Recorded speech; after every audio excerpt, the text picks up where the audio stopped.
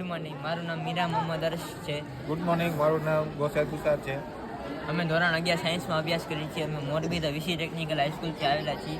આજે અમે તમને the short circuit alarm project રજૂ કરવાના છીએ. આ લીલી લાઇટ ચાલુ છે એનો મતલબ શોર્ટ સર્કિટ થયું નથી.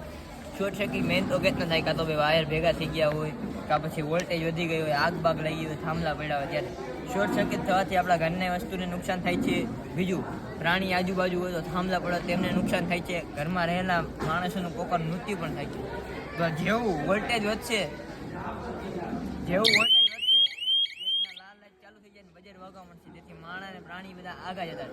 અને જો ઘરની બધી વસ્તુ ન ઉડી જાય એની માટે જેવું વોલ્ટેજ વધશે એટલે ઘરની બધી લાઈટ બંધ. પછી આમાં એક ફીચર એડ કરેલું છે કે નાના છોકરા હોય, સ્વિચ ચાલુ હોય ને એમને ખબર તો હોય નહીં, અને એ સોકેટમાં આંગળી નાખે તો એમને કરંટ આવે. તેની માટે જેવું સોકેટમાં આંગળી નાખશે ને